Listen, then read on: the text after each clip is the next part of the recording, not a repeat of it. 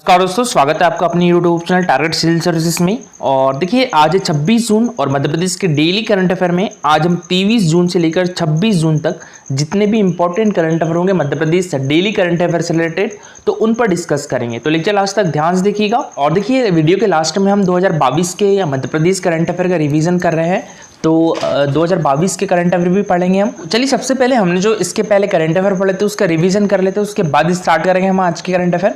तो पहला क्वेश्चन था हमारा, आंगनवाड़ियों में खुलने वाले प्ले स्कूलों के लिए कोर्स करिकुलम बनाने वाला देश का पहला राज्य कौन सा बन गया है? तो ये हमारा मध्य प्रदेश बन गया है। और किस जिले के power lifter Shri Kuldeep Dandotiya Asian Pacific power lifting and bench press championship में भारत का प्रतिनिधित्व करेंगे? तो इनका संबंध किस डिस्ट्रिक्ट से है? मुरैना डिस्ट्रिक्ट से है। ठीक है, कुलदीप दंडोतिया का संबंध किस डिस्ट्रिक्ट से है? मुरैना डिस्ट्रिक्ट से है। और अभी हाल ही में किस जिले के सहकारी दुग्ध संघ की सांची ब्रांड को सर्वश्रेष्ठ ब्रांड के सम्मान से सम्मानित किया गया है? तो ये भोपाल सहकारी दुग्ध संघ के सांची ब्रांड को सर्वश्रेष्ठ ब्रांड के सम्मान से सम्मानित किया गया है। नेक्स्ट क्वेश्चन था हमारा, मनीषा कीर का संबंध किस खेल से है? तो इनका संबंध है शूटिंग से। ठीक है, तो इसका आंसर हो गया था ऑप्शन नंबर बी। और मनीषा कीर का संबंध किस डिस्ट्रिक्ट से है? तो इनका संबंध भोपाल डिस्ट्रिक्ट से है। और मनीषा कीर को हमारी मध्य प्रदेश सरकार के द्वारा दिया जाने वाला खेल के क्षेत्र में सर्वश्रेष्ठ पुरस्कार विक्रम पुरस्कार 2022 से भी सम्मानित किया गया है। ठीक है, और किस क्षेत्र में? तो शूटिंग के क्षेत्र में इनको विक्रम पुरस्कार 2022 से सम्मानित किया गया है। और अभी हाल ही में जगन्नाथ मेले का आयोजन कहाँ पर किया गया है? तो ये मध्य प्रदेश के ग्वालियर डिस्ट्रिक्ट में किया गया है। और देखिए ग्वालियर के बेहट गाँव का नाम बदलकर क्या कर दिया गया है? तो ये तानसेन नगर कर दिया गया है। तो इसका आंसर क्या गया था? Option number A. और यहाँ पर तानसेन जी का जन्म हुआ था। तानसेन अकबर के नवरत्नों में से एक थे। उत्कृष्ट जल प्रबंधन के लिए सर्वश्रेष्ठ राज्य का प्रथम राष्ट्रीय जल पुरस्कार किस राज्य को मिला है? तो ये हमारे मध्य प्रदेश को मिला है। तो इसका आंसर हो गया था ऑप्शन नंबर ए। और अभी हाल ही में अंतर्राष्ट्रीय योग दिवस कार्यक्रम का आयोजन कहाँ पर किया गया है? तो ये हमारे मध्य प्रदेश के जबलपुर डिस्ट्रिक्ट में किया गया है। ठीक है, और अंतर्राष्ट्रीय योग दिवस 21 जून को मनाते हैं। और अंतर्राष्ट्रीय योग दिवस की थीम क्या थी इस बार? वसुधैव कुटुंबकम के लिए योग थी। और पहला अंतर्राष्ट्रीय योग दिवस कब मनाया गया था? तो ये 2015 में पहला अंतर्राष्ट्रीय योग दिवस मनाया गया था। और ये कौन सा अंतर्राष्ट्रीय योग दिवस है? तो ये 9वां अंतर्राष्ट्रीय योग दिवस है। और 19 जून 2023 को एमएसएमई समिट 2023 का आयोजन कहाँ पर किया गया था? तो ये भोपाल डिस्ट्रिक्ट में किया गया था। चलिए अभी स्टार्ट करते हैं हम आज के करंट अफेयर। तो आज के करंट अफेयर में पहला क्वेश्चन है हमारा, देखिए अभी हाल ही में हमारी मध्य प्रदेश गवर्नमेंट के द्वारा मिशन शक्ति योजना, संबल एवं सामर्थ्य उप योजना के क्रियान्वयन की निगरानी व मार्गदर्शन के लिए किसकी अध्यक्षता में राज्य स्तरीय समिति का गठन किया गया है? तो यह हमारे मध्य प्रदेश के मुख्य सचिव की अध्यक्षता में। तो इसका आंसर हो जाएगा ऑप्शन नंबर बी। ठीक है, अभी हाल ही में हमारे मध्य प्रदेश के मुख्य सचिव श्री इकबाल सिंह बैस जी की अध्यक्षता में हमारी मध्य प्रदेश गवर्नमेंट के द्वारा मिशन शक्ति योजना, संबल एवं सामर्थ्य उप योजना के क्रियान्वयन की निगरानी व मार्गदर्शन के लिए एक समिति का गठन किया गया है। और हमारे मध्य प्रदेश के मुख्य सचिव कौन है? श्री इकबाल सिंह बैस है। ठीक है, और हमारे मध्य प्रदेश के ये कौन से मुख्य सचिव है, कौन से नंबर के? तो ये 33वें मुख्य सचिव है। हमारे मध्य प्रदेश के पहले मुख्य सचिव कौन थे? तो श्री एच.एस. कामत जी थे। अभी हमारे मध्य प्रदेश के मुख्यमंत्री कौन है? शिवराज सिंह चौहान जी है।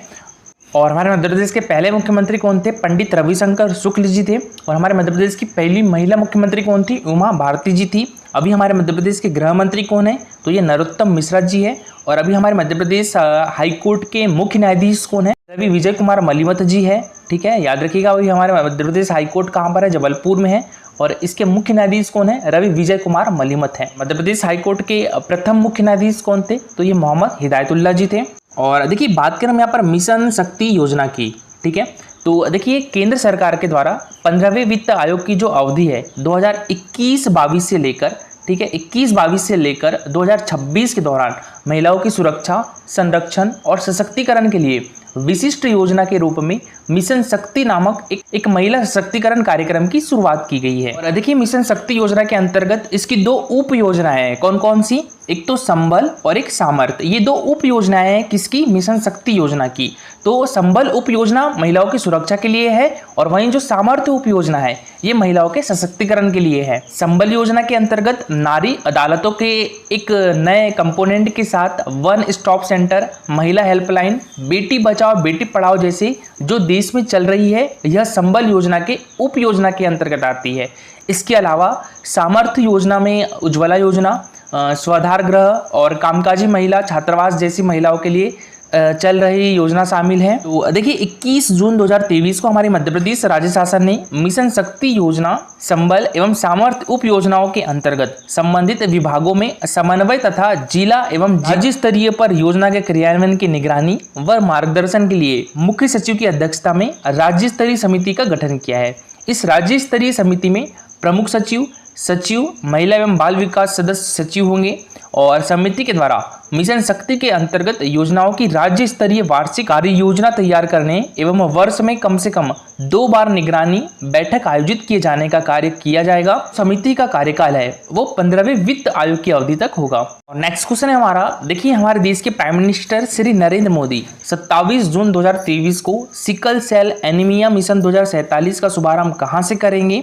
तो ये शहडोल से करेंगे। तो इसका आंसर हो जाएगा ऑप्शन नंबर डी। हमारे देश के prime minister Shri Narendra Modi ji sickle cell anaemia mission 2047 का शुभारंभ शहडोल से करेंगे। और कब करेंगे? तो ये 27 जून को करेंगे, यानी कल करेंगे। और देखिए सिकल सेल एनीमिया एक बीमारी है। तो देखिए सिकल सेल एनीमिया विरासत में मिली एक ब्लड डिसऑर्डर सिकल सेल एक रोग के रूप में है। और सिकल सेल एनीमिया आपकी लाल रक्त कोशिकाओं यानी रेड ब्लड जो सेल्स है इसको प्रभावित करता है और उन्हें गोल लचीली डिस्क से कठोर और चिपचिपी सिकल कोशिकाओं में बदल देता है। केंद्र सरकार ने साल 2047 तक इस रोग को भारत से जड़ से खत्म करने का लक्ष्य रखा है। तो देखिए प्राइम मिनिस्टर श्री नरेंद्र मोदी जी राष्ट्रीय स्तर पर सिकल सेल एनीमिया मिशन 2047 का शुभारंभ 27 जून को शहडोल में करेंगे।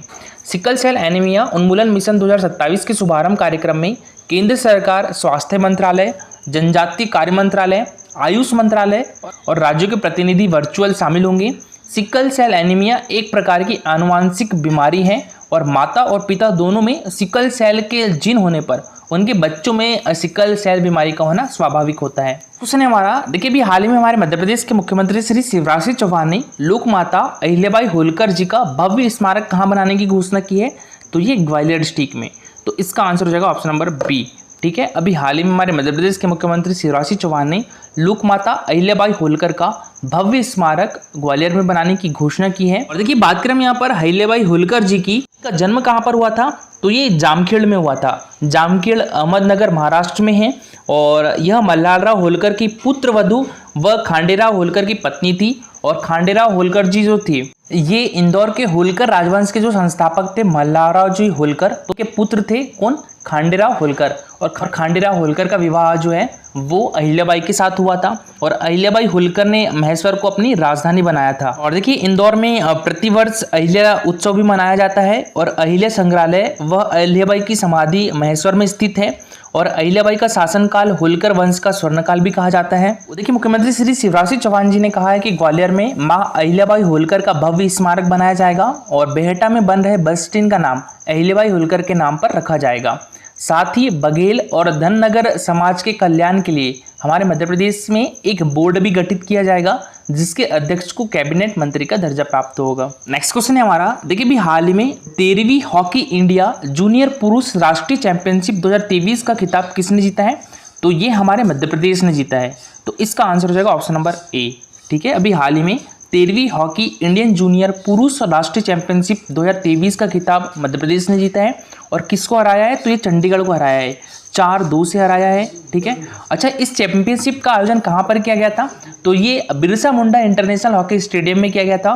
और Birsa Munda international hockey stadium कहाँ पर है? तो ये राउरकेला में है, राउरकेला उड़ीसा में है। और इस चैंपियनशिप में हरियाणा तृतीय स्थान पर रहा है और उड़ीसा जो है वो 4th प्लेस पे रहा है। और बात करें हमारे मध्य प्रदेश हॉकी की, तो देखिए हमारे मध्य प्रदेश हॉकी एसोसिएशन कहाँ पर स्थित है? तो ये जबलपुर में स्थित है। ठीक है, हमारा मध्य प्रदेश हॉकी एसोसिएशन जबलपुर में स्थित है। और न्यू मध्य प्रदेश महिला हॉकी एसोसिएशन कहाँ पर है? तो ये भोपाल डिस्ट्रिक्ट में है। ठीक है, हमारे मध्य प्रदेश हॉकी एसोसिएशन कहाँ पर है? तो जबलपुर में है। और न्यू मध्य प्रदेश महिला हॉकी एसोसिएशन कहाँ पर है? तो ये भोपाल में है। और देखिए हॉकी से संबंधित कुछ कप भी याद रखिएगा आप, आगा खा कप, बेगम रसूल ट्रॉफी, और बेटन कप भी हॉकी से संबंधित है। राजमाता विजय राजे सिंधिया गोल्ड कप भी हॉकी से संबंधित है। और हमारे मध्य प्रदेश के जो हॉकी के प्रमुख पुरुष खिलाड़ी का नाम याद रखिएगा। देखिए पुरुष खिलाड़ी में बात करें तो असलम शेर खां, शंकर लक्ष्मण और मेजर ध्यानचंद, रूप सिंह, समीर दाद, लतीफ अनवर, शिवेंद्र सिंह, ये हमारे मध्य प्रदेश के पुरुष हॉकी खिलाड़ी है। और श्री विवेक सागर का नाम भी याद रखिएगा। विवेक सागर कहाँ से है? नर्मदापुरम से है। ठीक है। और महिला खिलाड़ी कौन कौन सी है? तो मधु यादव है, पूनम रानी है, अनुराधा देवी है, करिश्मा यादव है, रेणुका यादव है। ये हमारे मध्य प्रदेश की प्रमुख हॉकी महिला खिलाड़ी है। ठीक है। और देखिए हमारे मध्य प्रदेश में जो महिला हॉकी एकेडमी है इसकी स्थापना कब की गई थी? तो इसकी स्थापना 2006 में की गई थी। ठीक है। हमारे मध्य प्रदेश में महिला हॉकी एकेडमी की स्थापना 2006 में की गई थी। और इसका मुख्यालय कहाँ पर है? तो ये ग्वालियर डिस्ट्रिक्ट में है। हमारे मध्य प्रदेश महिला हॉकी एकेडमी की स्थापना 2006 में की गई थी और इसका मुख्यालय ग्वालियर डिस्ट्रिक्ट में है। और पुरुष हॉकी एकेडमी की स्थापना कब की गई थी? तो ये 2007 में की गई थी। ठीक है। पुरुष हॉकी एकेडमी की स्थापना 2007 में की गई थी और इसका मुख्यालय कहाँ पर है? तो ये भोपाल डिस्ट्रिक्ट में है। तो देखिए हॉकी मध्य प्रदेश ने प्रतिष्ठित बिरसा मुंडा हॉकी स्टेडियम में फाइनल में हॉकी चंडीगढ़ को हराकर 13वीं हॉकी इंडिया जूनियर पुरुष राष्ट्रीय चैंपियनशिप 2023 जीती है। और फाइनल में हॉकी मध्य प्रदेश ने चंडीगढ़ को 4-2 से हराया है। हॉकी मध्य प्रदेश के लिए गोल स्कोरर श्रेयस धुपे का नाम याद रखिएगा। ठीक है। श्रेयस धुपे भी मध्य प्रदेश हॉकी एकेडमी के खिलाड़ी है। मोहम्मद कौनैन डैड का नाम भी याद रखिएगा, ये भी मध्य प्रदेश हॉकी एकेडमी के खिलाड़ी है। और अली अहमद का नाम भी याद रखिएगा। ठीक है। ये भी मध्य प्रदेश हॉकी एकेडमी के खिलाड़ी है। नेक्स्ट क्वेश्चन है हमारा, मध्य प्रदेश में 7वां और देश का 54वां टाइगर रिजर्व कौन सा होगा? तो ये वीरांगना दुर्गावती अभ्यारण्य होगा। तो इसका आंसर हो जाएगा ऑप्शन नंबर सी। ठीक है। देश का 7वां और देश का 54वां टाइगर रिजर्व कौन सा होगा? वीरांगना दुर्गावती अभ्यारण्य। देखिए सबसे पहले हम बात करें हमारे मध्य प्रदेश में कितने टाइगर रिजर्व हैं? 6 टाइगर रिजर्व है। देखिए सबसे पहले तो आपको पता होना चाहिए राष्ट्रीय उद्यान क्या होते हैं और वन्य जीव अभ्यारण्य क्या होते हैं। देखिए बात करें हम राष्ट्रीय उद्यान की तो राष्ट्रीय उद्यानों में मानवीय जो क्रियाकलाप होते हैं वो प्रतिबंधित होती है और जो अभ्यारण्य होते हैं इनमें मानवीय क्रियाकलाप की अनुमति होती है। ठीक है। और यहाँ पर जो राष्ट्रीय उद्यान है पशु चराई भी प्रतिबंध होती है और लेकिन अभ्यारण्य में जो पशु चराई है वो प्रतिबंधित नहीं होती है। देखिए राष्ट्रीय उद्यान में भी हमारे मध्य प्रदेश में 6 प्रोजेक्ट टाइगर रिजर्व है। कौन कौन से? एक तो कान्हा-किसली राष्ट्रीय उद्यान, पेंच राष्ट्रीय उद्यान, बांधवगढ़ राष्ट्रीय उद्यान, पन्ना राष्ट्रीय उद्यान, सतपुड़ा राष्ट्रीय उद्यान और एक संजय डोगरी राष्ट्रीय उद्यान। ये 6 राष्ट्रीय उद्यान जो है वो हमारे मध्य प्रदेश में प्रोजेक्ट टाइगर में शामिल है। और हमारे मध्य प्रदेश का 7वां प्रोजेक्ट टाइगर रिजर्व कौन सा होगा?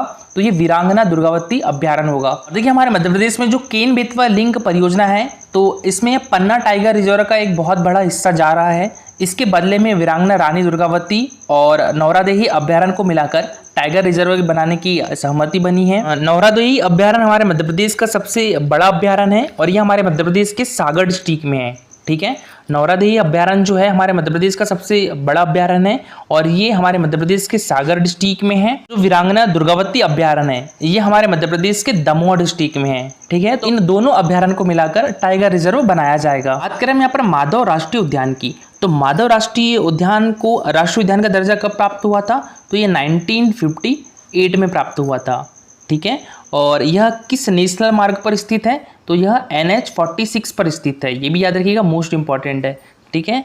जो माधव राष्ट्रीय उद्यान है ये हमारे मध्य प्रदेश के शिवपुरी डिस्ट्रिक्ट में है। शिवपुरी डिस्ट्रिक्ट में है। ठीक है।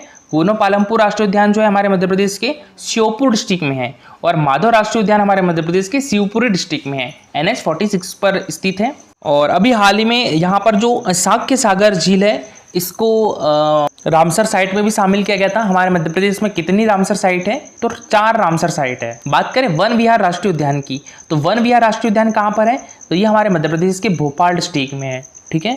वन विहार राष्ट्रीय उद्यान हमारे मध्य प्रदेश के भोपाल डिस्ट्रिक्ट में है। और वन विहार राष्ट्रीय उद्यान की स्थापना कब की गई थी? तो ये 1979 में की गई थी। ठीक है।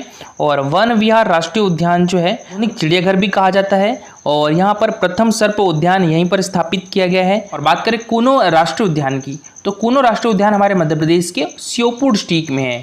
ठीक है। और कूनो राष्ट्रीय उद्यान की स्थापना कब की गई थी? तो ये 2018 में इसको राष्ट्रीय उद्यान का दर्जा प्राप्त हुआ था। 17 सितंबर 2022 को अफ्रीका के नामीबिया से यहाँ पर 8 चीते लाए गए थे और साउथ अफ्रीका से भी यहीं पर चीते लाए गए हैं। ठीक है, तो साउथ अफ्रीका से 12 चीते लाए गए हैं और नामीबिया से कितने चीते लाए गए हैं? 8 चीते लाए गए हैं। किस राष्ट्रीय उद्यान में? कूनो राष्ट्रीय उद्यान में। और हमारे मध्य प्रदेश को टाइगर स्टेट भी कहा जाता है, तो ये भी याद रखिएगा, हमारे मध्य प्रदेश को टाइगर स्टेट भी कहा जाता है। देखिए हमारे मध्य प्रदेश का पहला राष्ट्रीय उद्यान कौन सा है? तो ये कान्हा किसली राष्ट्रीय उद्यान है, मंडला डिस्ट्रिक्ट में है। भारत का ये एकमात्र राष्ट्रीय उद्यान है, कौन सा? कान्हा टाइगर रिजर्व, जिसने अपना शुभांकर 2017 में जारी किया था और शुभांकर का नाम क्या था? बुरसिंह द बारासिंगा। मोस्ट इंपॉर्टेंट है, याद रखिएगा। अगली उत्सव जो है वो किस राष्ट्रीय उद्यान में मनाया जाता है? तो ये पेंच राष्ट्रीय उद्यान में मनाया जाता है। पेंच राष्ट्रीय उद्यान हमारे मध्य प्रदेश के सिवनी और छिंदवाड़ा डिस्ट्रिक्ट में है। देखिए मध्य प्रदेश में 7वां और देश का 54वां राष्ट्रीय उद्यान वीरांगना दुर्गावती के नाम पर होगा और दमोह और सागर जिलों के बीच यह 2339 वर्ग किलोमीटर में बनेगा, जो आकार में हमारे मध्य प्रदेश में सबसे बड़ा टाइगर रिजर्व होगा। 1414 वर्ग किलोमीटर का कोर क्षेत्र और 925.12 वर्ग किलोमीटर का बफर क्षेत्र होगा। केंद्रीय पर्यावरण एवं वन मंत्रालय की मंजूरी के बाद नेशनल टाइगर कंजर्वेशन अथॉरिटी ने मध्य प्रदेश में नौरादेही और वीरांगना दुर्गावती सेंचुरी को मिलाकर 7वें टाइगर रिजर्व के गठन को अपनी सहमति दे दी है। और अब हम मध्य प्रदेश वन विभाग ने राज्य सरकार को टाइगर रिजर्व के नोटिफिकेशन का प्रस्ताव भेज दिया है और अगले महीने 29 जुलाई को वर्ल्ड टाइगर डे से पहले यह अस्तित्व में आ जाएगा।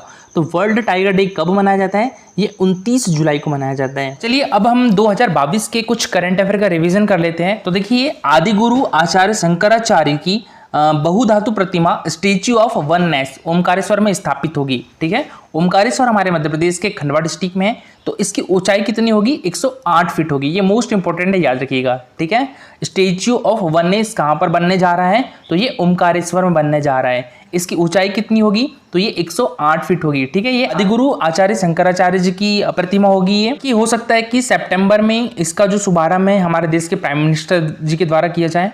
और देखिए हमारे मध्य प्रदेश टाइगर रिजर्व में पहली महिला गाइड रत्ना सिंह हैं। इनका संबंध किस डिस्ट्रिक्ट से है? तो इनका संबंध है शहडोल डिस्ट्रिक्ट से। तो इसका आंसर हो जाएगा ऑप्शन नंबर ए।